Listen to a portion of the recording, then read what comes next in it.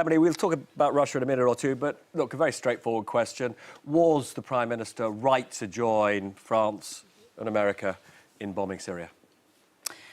No, I think that it was the wrong thing to do. I think that at times of war, we have to be very careful about what we do, and we should always act. I think we should always act multilaterally. I mean, in the end, you know... Well, it was multilateral. We were with two of our closest allies. Yeah, I'm talking about properly multilaterally. What we were trying to do was... The world had agreed that chemical weapons were beyond the pale. That was a world agreement. And what we should do when people breach that agreement is that we should act as one community. We should act as one world. And what we needed to do is to work through the United Nations and to work carefully on irrefutable evidence. Now, but can I just ask you, do you have any doubt in your own mind that that appalling chemical weapons attack in Douma was caused by anybody else other than Assad? Can I put it this way? Whatever my own personal feelings, Matt has said the day before, we have no evidence, we only have social media. We have to make sure that we get the whole world to work together. We cannot allow the Russians to undermine the action that we want to take by saying that there isn't clear evidence. President Macron said... Let me finish this. And because it's really important, this.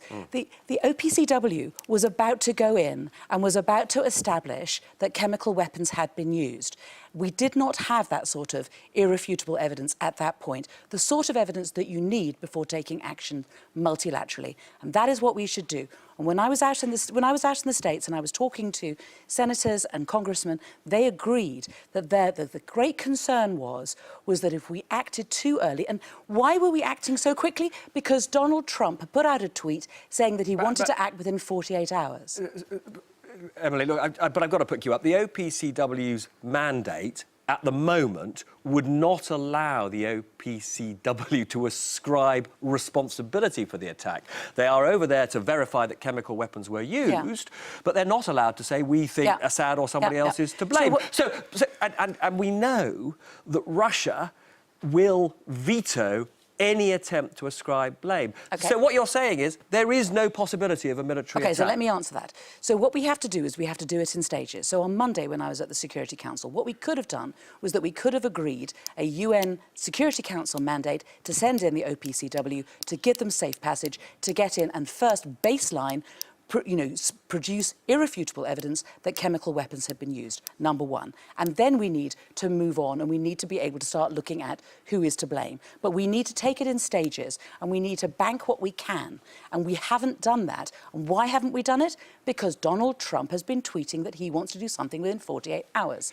Now, so I have to pick you up. Sorry, I understand the arguments and they're very important. They're very important. But we've got limited time and I do just have to ask a very precise question, which is, if you'd gone through all of those stages and Russia still vetoed a UN Security Council resolution authorising a strike, would you, in those circumstances, have been prepared to go ahead with military action? OK, so you've asked a precise question. Give me time to give you a precise answer.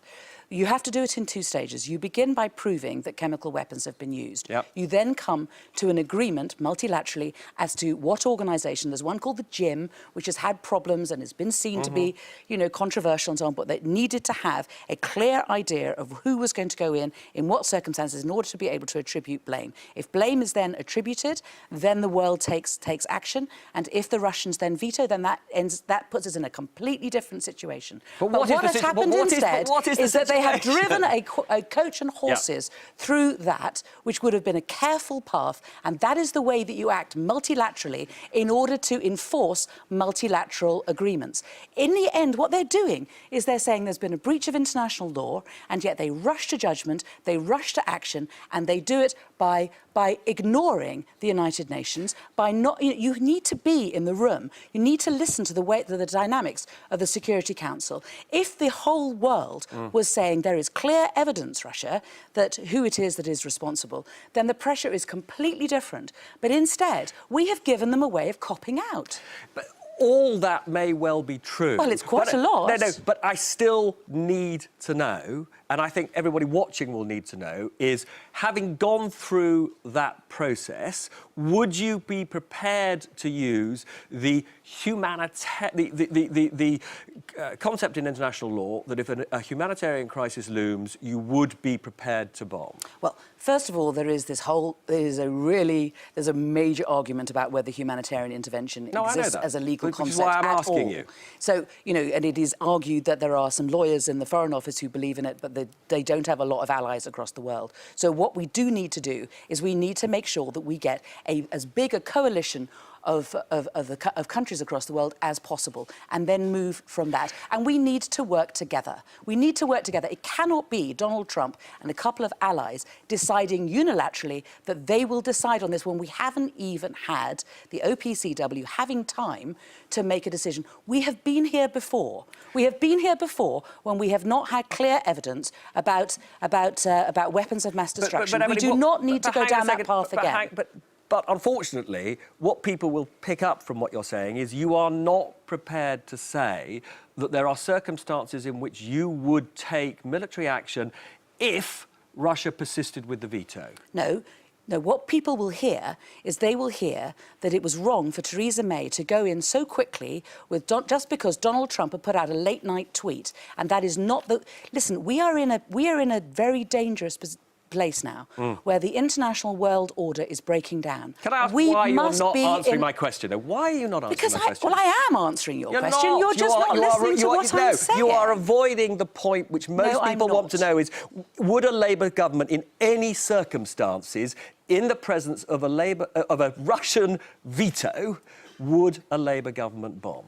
Well, for example, we went in Kosovo when the Russians vetoed, but the rest of the world agreed. And I approved of that. And I approved of that. And that was because it was the will of the world with Russia vetoing that something should be done. That's a much stronger place to be in than our current position.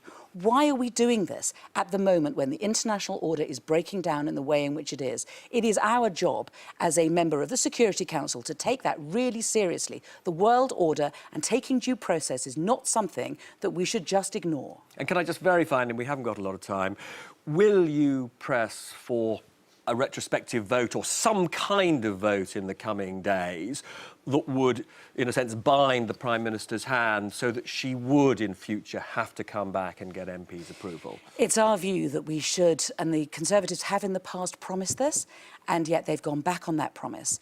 We think that it should be in law that there should be a vote in Parliament before we take military action. Not urgent cases, not when we're under attack or, you know, if the Prime Minister has been kidnapped or anything like that. I mean, obviously that's a completely different situation. But if they have time to announce it, if they have time to consider it and make a decision, frankly, circumstances like now, where they feel that they have to go now, before Congress sits, before Parliament sits, you know, that was part of the reason why they had to go so quickly, because they did not want to be accountable to the elected representatives of America and the elected representatives of the UK, and that's not right. But just very simply, Prime Minister makes a statement tomorrow.